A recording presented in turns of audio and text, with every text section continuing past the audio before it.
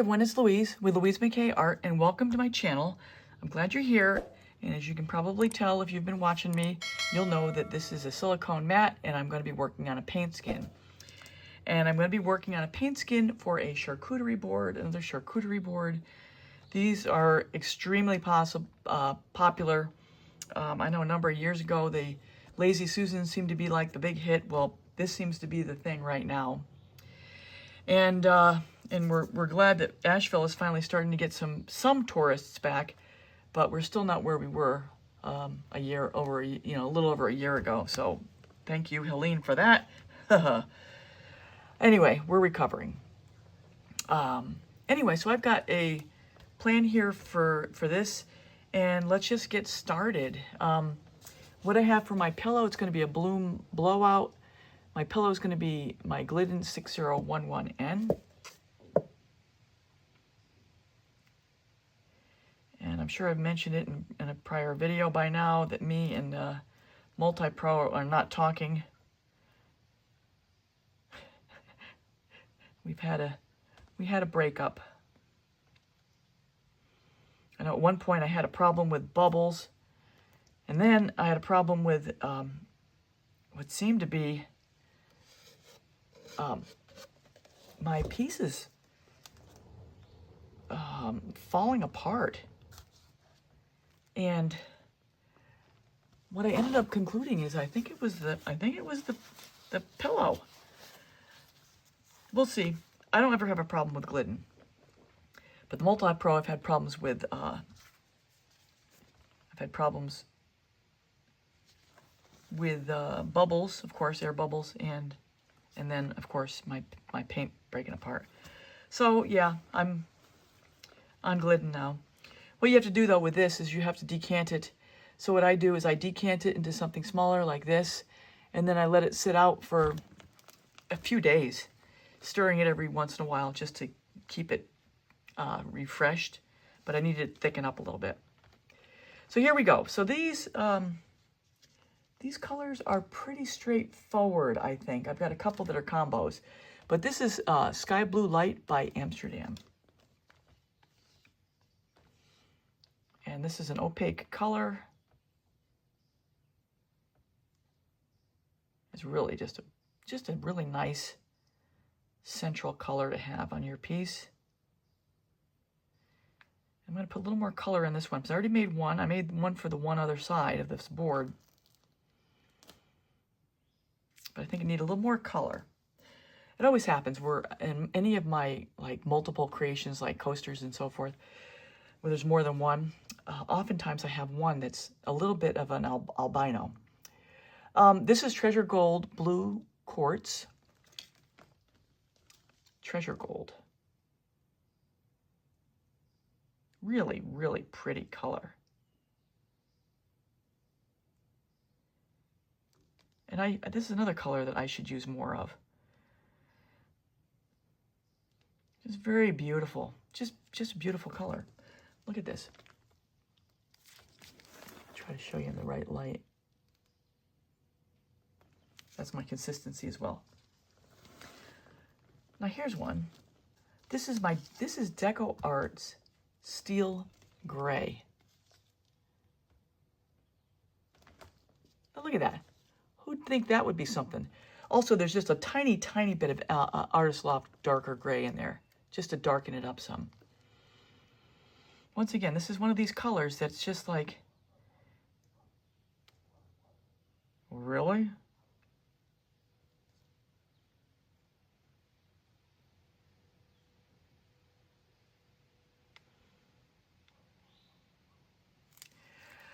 Now, this is something I've never done before, and you probably won't even be able to see it. But this has started out as golden iridescent pearl, and I added 1 drop of bronze, 1 drop, to just it almost looks grayish. I wanted to gray it up just a hair, tan it up a bit, and that's what I got. Really pretty. It looks a little bit like Brulee from TLP. And this is my combination Payne's Gray And this is, actually I take it back. This is Golden's Payne's Gray. And I darkened this up just a hair with 2 drops of Golden's Black. And I'll show you something here in a second.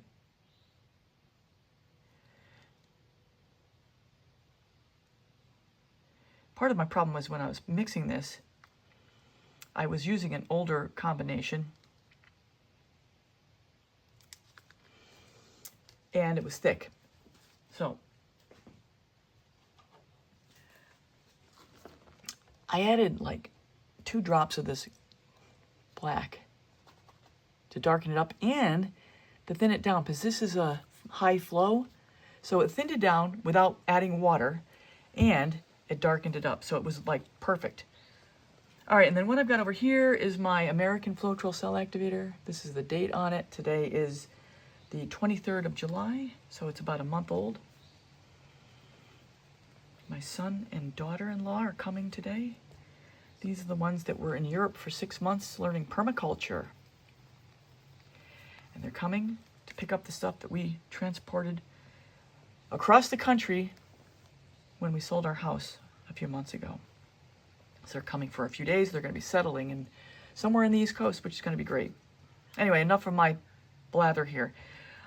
Here we go. This is American Floetrol, my cell activator. It's recipe video 141. I show my recipe and my how I do it. Works like a champ. You'll see here in a second. This is titanium white.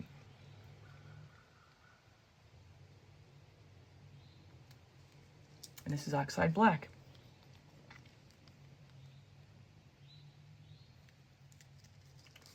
So I'm going to talk through the blowout real quick as I blow down straight down into the cell activator to try to start it to open up and form a little ridge.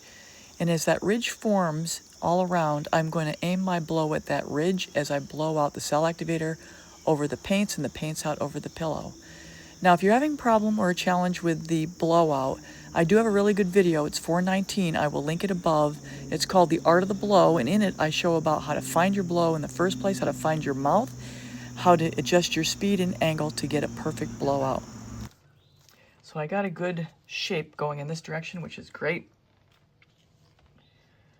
A little more color is better than it was on the last one. All right, so now, on the last one I just did, I didn't add any more pillow paint.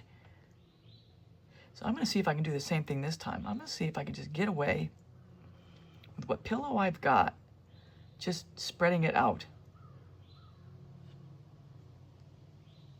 So I'm going to skip ahead there. Here you'll see the results when I get ready before I spin out. So I'm going on fast forward here as I spread out the pillow, and the reason why I'm spreading out the pillow is so that when I spin, the composition will have a place to flow to, and it's important to stretch out either your pillow paint or your base paint no matter what you're doing, so that as you get ready to tilt or spin, the composition has a place to flow to.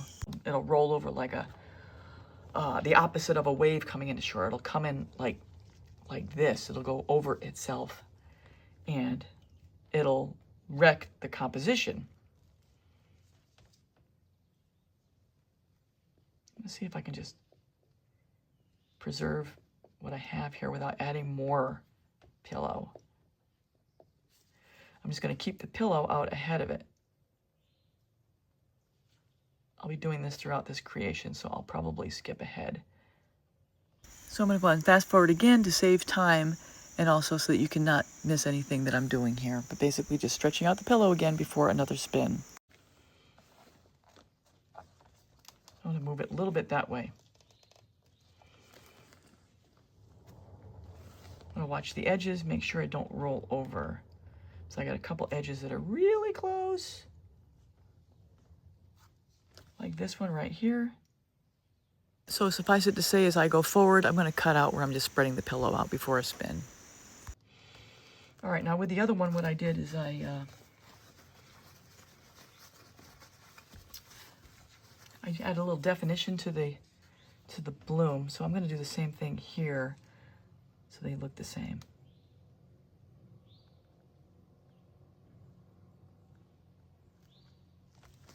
Just add a little contour.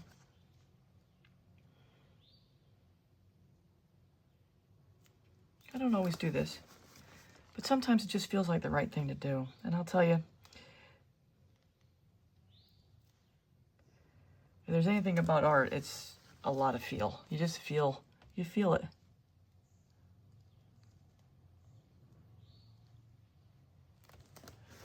See how that adds just a little bit of dimension?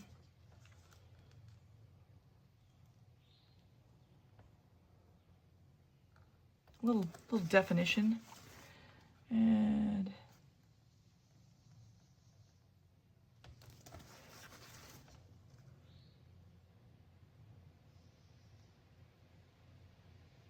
look at that, really nice. So I think I'm going to call that done. So here she is. Let this dry for 4 or 5 days in a level, protected environment. I put tents on them. Once they're fully dry, you'll see what I do next. So here I'm just showing you the wet results. Next we'll be showing you how to peel the paint skins, although it'll be from a different pour. All right, everyone, so I'm back, and I'm just going to show you the very simple process of peeling the paint skins off of the silicone mats after it's been dried. So, since I got a little bit of mess here, I want to make sure I don't just pull it off willy-nilly.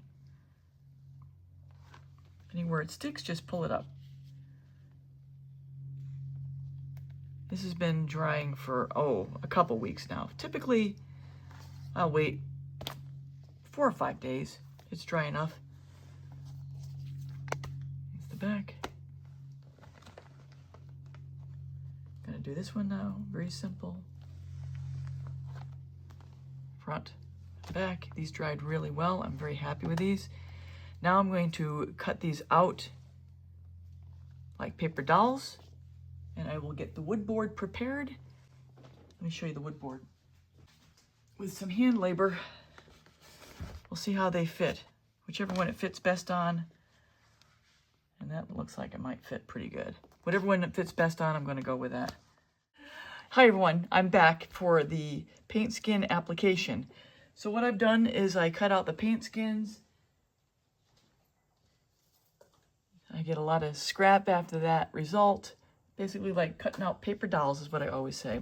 And then when I have it cut out, I cut it and arrange how I think it's going to look best on the board. So this is where I am right now. That's the beauty of these paint skins, is that you can custom fit versus trying to blow out a perfect bloom, have it cover everything, and I don't know how you do it without getting pillow paint, unless you do it without pillow paint. Anyway, I'm just rambling here. I find that this is the technique that I prefer and always will use unless I find a better way. Anyway, I'm rambling. So what I did after I cut them out, I have these pens, these little markers. Chameleon. It says it's changing color, but I'm not sure about that because it's pretty much blue. And I use this color because it kind of goes with that color there. I didn't want black. I thought black would be too stark. So after I cut it out, I painted the edge. Now that's a very minor point, but I'll tell you what, I think it makes a big difference.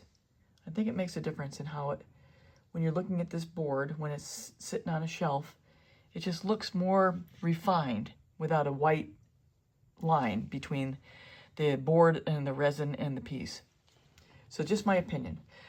Okay, so what I've got now, so I'm going to show you, it's easy, the paint skin. I'm going to go on fast forward through this, but essentially what I've got here is some gloss varnish that's extra. I'm not using it, so it's a good thing to use as an adhesive. I'm going to lay some on the board and on the paint skin itself, seal it down to prepare it for resin. So let me pick one side. I'll go with this side first since that's where I'm kind of leaning anyway. I'll try to center it up a bit and show you what I do. It's not hard.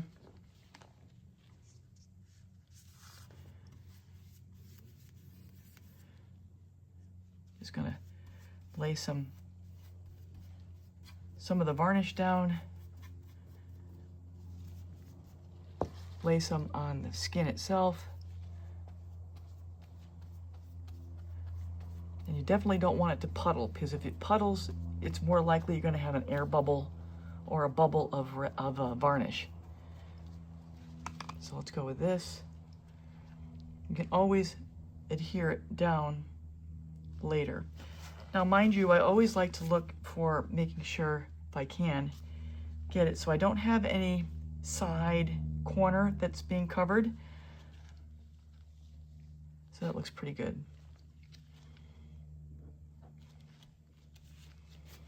So now I'm going to just kind of make sure I've got the edges.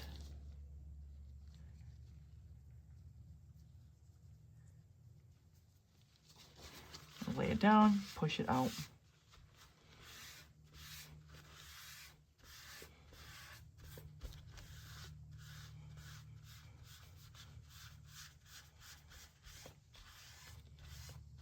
And then once I get this done, I'm going to go with the edges, fold it over, adhere it to the board, and I think we're going to call it done.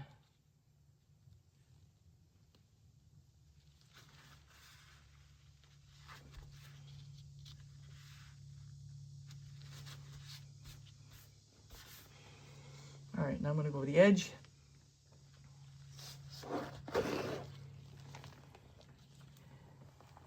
Just put some on the skin. Get the board a little bit covered. I really like doing the paint skin method, if even for just this reason alone, where you have this really cool edge and you have some of the wood peeking through some of the paint skin on the board. Fold it over. Fold it over. I'm going to fold it and hold it, fold and hold until it fully secures. And whatever extra I have over the bottom, I will cut it off and then reline it with that marker. And that's it. And you really want to make sure that you get it fully sealed and secured, and you want to have all the varnish pushed out from the center. You want this as flat as possible before going into resin. Give it time to secure.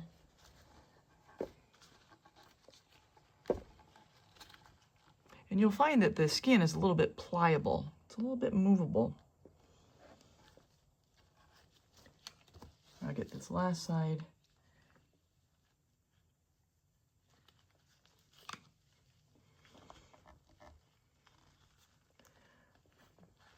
Fold and hold.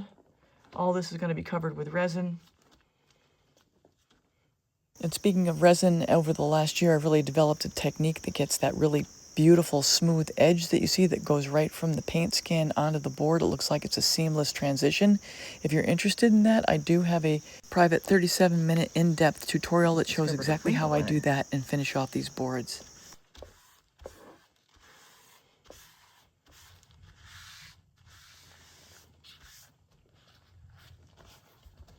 I should have it a little lower on the board, but oh well. It is where it is. I think that's what we're going to go with.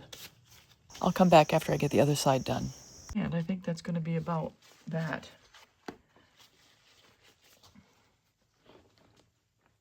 And if it's not fully secured, when it's all done, Alexa, off. If it's not fully secured when it's all done, just touch it up a little bit with some more of the varnish or Mod Podge or whatever you're using. Look at that. It's going to be really pretty. Okay. So everyone, that's a wrap. I hope you enjoyed this tutorial, and there are the matching coasters that goes with this charcuterie board, and I'm going to link that video 510 of the matching coasters above so you can see that. So as I go through this finished resined piece, I want you to take note of the edge where the resin meets the board and how it comes down from the composition of the paint skin and how it looks very seamless and very flowy. And I do have a private tutorial that's available if you're interested in seeing the tips and the tricks that I have to offer on how I get that kind of finish. I've compiled into one video all the learnings that I've made in the last year and a half on how to get that kind of finish. What it includes is the wood piece preparation, the resin setup, the actual resin process, the curing process, tape removal, the finishing, and a deep explanation of all the steps. For sure, this is the video I wish I had when I was starting out.